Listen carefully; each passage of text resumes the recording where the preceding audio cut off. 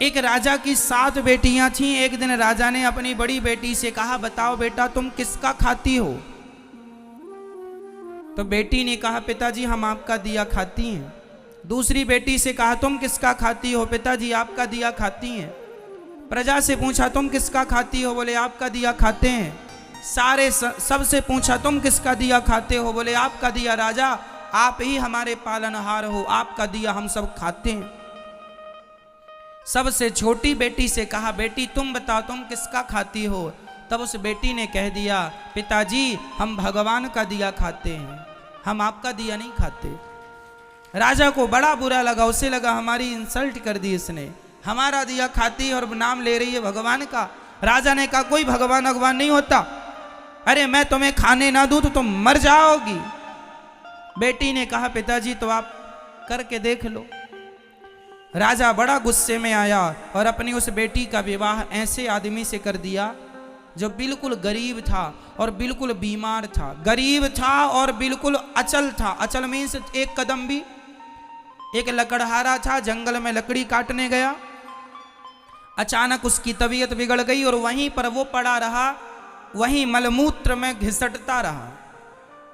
ऐसे गंदे आदमी से राजा ने अपनी उस बेटी का विवाह कर दिया कि देखता हूं तू अब कहती है भगवान का खाती हूं तो अब खिलाए तेरा भगवान। 6 बेटियों का विवाह उसने अच्छे राजाओं के घर किया, राजकुमारों के साथ खानदान में किया, और एक बेटी का विवाह लकड़हारे से कर दिया, वो भी जो बीमार था, जो मलमूत्र भी वहीं कर रहा था, पूरा गंदगी थी, मक्खियां भिन्न भिन्न कर रही थी। उस लड़की को लगा कोई बात नहीं, विधाता की ऐसी ही मर्जी है। वो लड़की जो थी अपने उस पति के संग रहने लगी। उसे पास में नदी थी तो ले गई, नहलाया धुलाया साफ किया, और जो उसके भाग्य में था मिला। उसका पति चल नहीं पाता था, अब वो क्या करे, पति को भोजन कैसे कराए? तो जंगल की लकड़ियां बीनती और ले जाके शहर में बेचती, जो पैसा आता उससे कुछ दवाइयां लाती, कुछ रोटियां लाती, खाती, पति को खिलाती, दवाई खिलाती। और वहां पर एक नाग नागिन, जंगल था ना तो जंगल में तो जीव जंतु ही रहेंगे, एक नाग नागिन का जोड़ा था। तो वो जब दूध लाया करती अपने पति को देती, और जो बच जाता तो दौने में वो वहां नाग नागिन को रख दिया करती थी। तो नाग नागिन दूध पीते और बड़े प्रेम से वो खुश रहते। अब वो धीरे धीरे उसका पति ठीक होने लग गया, बीमारी से उसको राहत मिलने लग गई, ठीक होने लगा। एक दिन नाग ने सोचा कि ये मेरी इतनी सेवा करती है, परोपकारी भाव है, यदि इसे धन मिल जाएगा तो ये तो समाज की बहुत सेवा करेगी। तो सांप ने उसे स्वप्न में कहा कि जहां हम लोग रहते हैं वहां बहुत बड़ा खजाना गड़ा है, तुम खोद लेना। वो लड़की ने खोदना शुरू किया, उसे सच्ची का खजाना मिल गया, जिसमें बहुत सारा सोने चांदी से भरा हुआ खजाना था। वो तो लखपति हो गई। उसने एक बड़ा सा महल बनवाया, नगर बसाया, ओ बढ़िया ठाट बाट बनाया, और दोनों राजा रानी हो गए। उसका पति बिल्कुल स्वस्थ हो गया और बढ़िया राज सिंहासन पर बैठने लगे, और बड़े प्रेम से हाथी घोड़ा इकट्ठा किया और सेना इकट्ठी की, राजा हो गया, वो रानी हो गई। पर उसने परोपकार नहीं छोड़ा, रोज अन्न क्षेत्र चलाती, जो आए सबको भरपेट भोजन मिलेगा। उसके पास जरूरत से ज्यादा धन हो गया। एक दिन वो सबको भोजन बांट रही थी तो उसने देखा कि लाइन में सबसे पीछे उसका बाप लगा हुआ और उसकी बहनें लाइन में लगी हैं भोजन के लिए।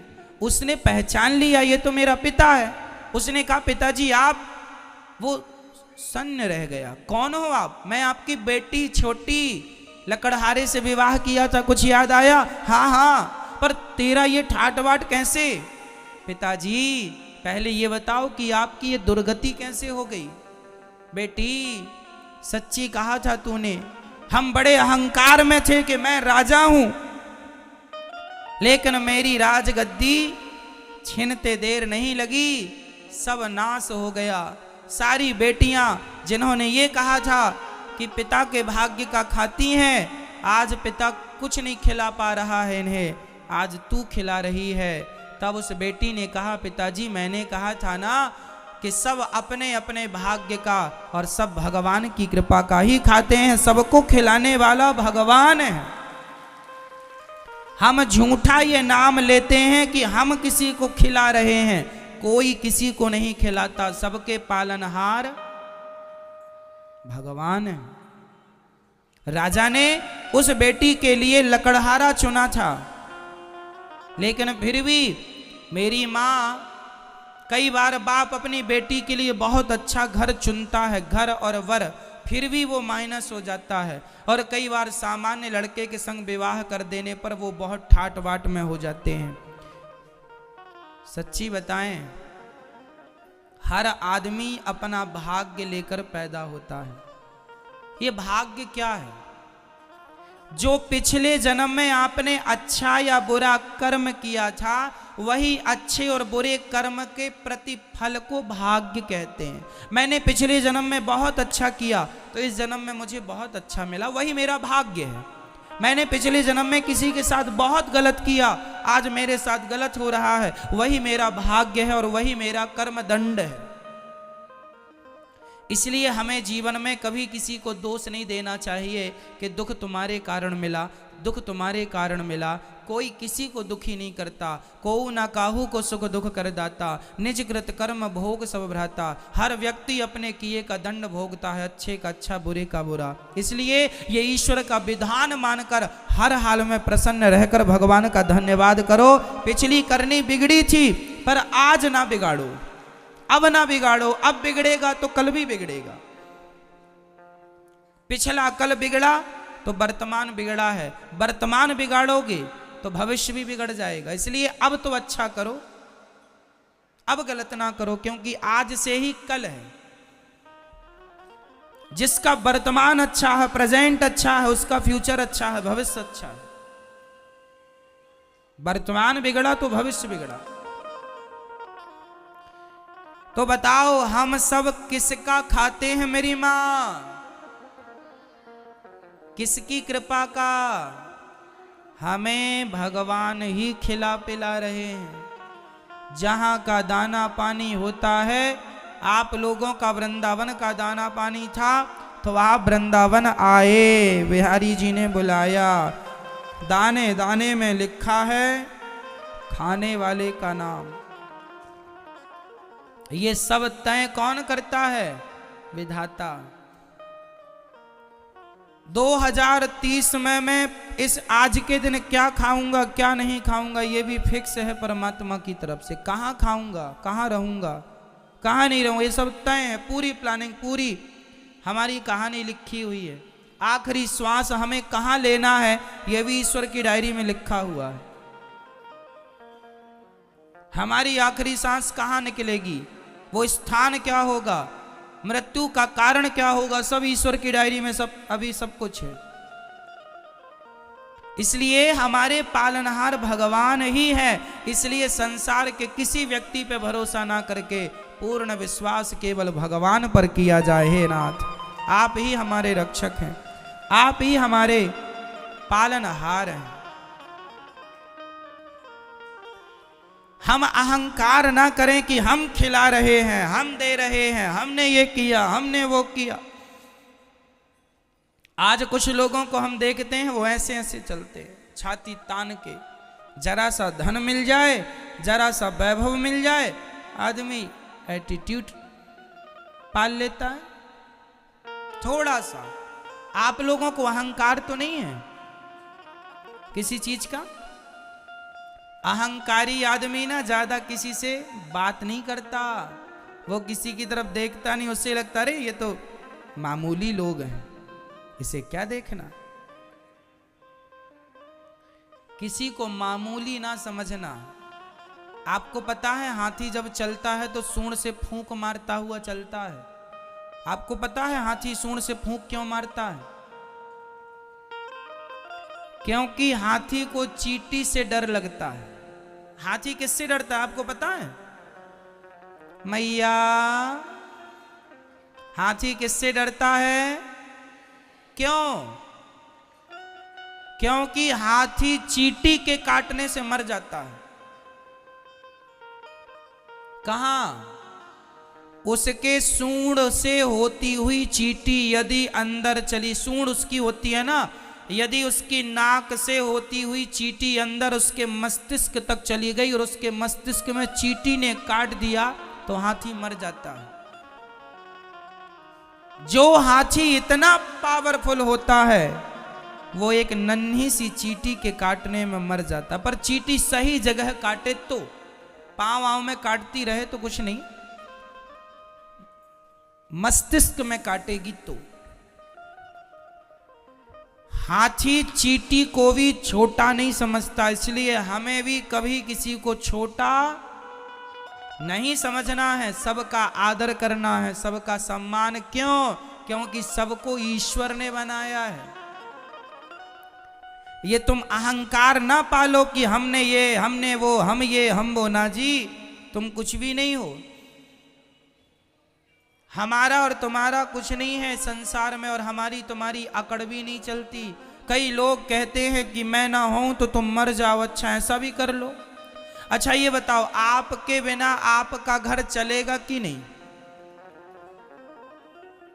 बोलो, चलेगा? कई लोग ये सोचते हैं ना, हमारे बाद क्या होगा महाराज, सब अच्छा होगा, तुम मरो।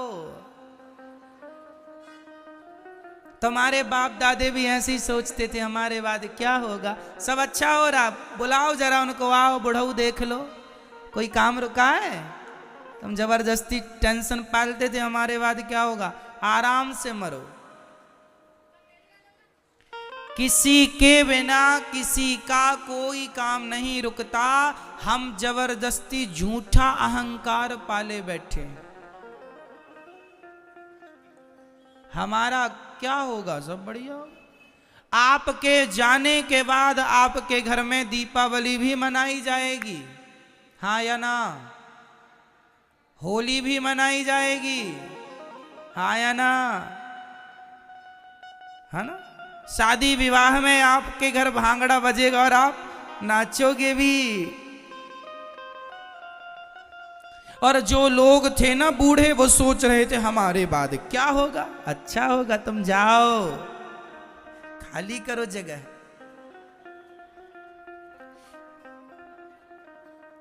ये अहंकार ना पाल कर बैठना, तुम्हारी जरूरत किसी को नहीं है, तुम अपना कल्याण कर लो तो समझदार हो, और ये झूठे अहंकार पाल के बैठे रहोगे तो बेवकूफी है। ये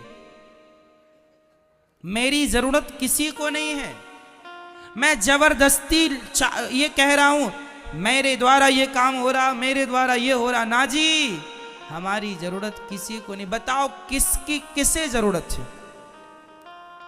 पुरुष कहता है पत्नी की जरूरत है, अरे एक मर जाए तो दूसरी ले आता है, हाँ या ना? बोलो हाँ या ना? और पत्नी कहती है पति मेरी जरूरत है, पति चला जाए तो दूसरा ले आती है। सारी नहीं पर बहुत सारा ऐसा भी है। कुल मिलाकर किसी को किसी की जरूरत नहीं है। हर आदमी किसी न किसी स्वार्थ से आपसे जुड़ा होता है। जब तक उसका स्वार्थ है आपसे जुड़ा है, और आप इसी बात को समझते नहीं हैं और पूरे इन्वॉल्व हो जाते हैं। ये मेरा घर, ये मेरा घर, ये मेरे बच्चे, ये मेरा पति, ये मेरा पत्नी, उसी गंदगी में मर जाते हैं। आपका मन वहां से हटते ही नहीं कि भगवान में भी मन लगाएं। अरे पत्नी पति बेटा बेटी घर से भी कुछ आगे है, वहां ध्यान लगाओ। गई बहुत थोड़ी रही नारायण अवचेत, काल चिरैया चुग रही निस दिन आयु। खेत बहुत चली गई जरा सी बची है, अब भी संभल जाओ, अब भी मन भगवान में लगा लो तो गति हो जाएगी, नहीं तो कुछ नहीं मिलना, सीधा नरक की टिकट बुक हो जाएगी।